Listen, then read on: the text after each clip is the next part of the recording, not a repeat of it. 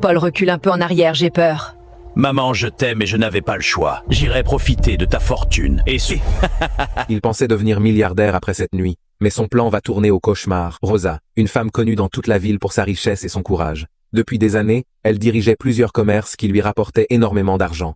Tout le monde admirait ça et détermination. Malgré les difficultés de la vie, Rosa ne baissait jamais les bras. Mais derrière ses bijoux, ses robes élégantes et son immense sourire, Rosa cachait une profonde douleur. Après 10 longues années de mariage sans avoir d'enfant, son mari finit par la quitter brutalement. Un matin, il prit ses valises et disparut sans même regarder derrière lui. Cette séparation détruisit Rosa intérieurement.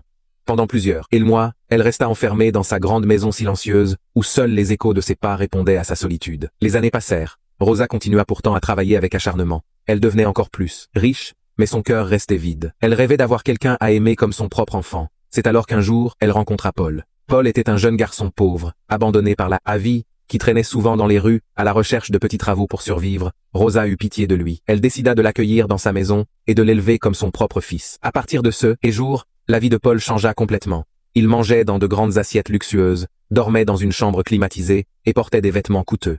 Rosa lui donnait tout ce qu'il voulait. Elle paya à ses études, lui apprit les affaires, et lui faisait confiance plus qu'à n'importe qui. Les jours passaient, Paul grandissait, et Rosa vieillissait. Avec le temps, Rosa commença à avoir de graves douleurs aux jambes. Elle ne pouvait plus marcher seule. Finalement, elle fut obligée de se déplacer dans un fauteuil roulant. Malgré cela, elle gardait toujours le sourire. Paul devenait alors son aide principale. Chaque matin, il poussait le fauteuil roulant de Rosa dans le jardin immense de la villa. Il l'accompagnait au marché, dans ses magasins, et même au bord de la rivière où Rosa aimait respirer l'air frais. Rosa avait totalement confiance en lui. Elle lui racontait presque tous ses secrets, les terrains qu'elle possédait, ses comptes bancaires, ses maisons, ses commerces, tout. Mais il y avait une seule chose qu'elle ne révélait jamais, la clé de son coffre-fort. Dans ce coffre se trouvait toute sa fortune la plus précieuse, des documents, des bijoux en or, et une énorme somme d'argent liquide. Et cela rendait Paul fou. Chaque nuit, il pensait à cette richesse. Il regardait Rosa dormir dans sa chambre, et murmurait doucement « Pourquoi elle ne me donne pas simplement tout ça ?» Au fil du temps, la patience de Paul commença à disparaître. Dans son cœur, la gratitude se transforma lentement en cupidité.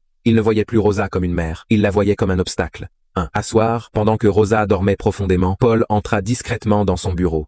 Il ouvrit les tiroirs, fouilla les armoires, chercha derrière les tableaux, mais impossible de trouver la clé du coffre-fort. Furieux, il serra les poings. Puis soudain, une pensée terrible traversa son esprit, une idée sombre, très sombre. Le lendemain matin, Paul poussa calmement le fauteuil roulant de Rosa jusqu'à une grande rivière éloignée de la ville. Rosa, innocente, admirait le paysage sans imaginer le danger. Le vent soufflait doucement, les oiseaux chantaient, et Paul regardait silencieusement l'eau profonde de la rivière. Ses yeux devenaient froids, très froids. Dans sa tête, une seule phrase résonnait. Si Rosa disparaît, toute la fortune sera enfin à moi. La suite va vous choquer.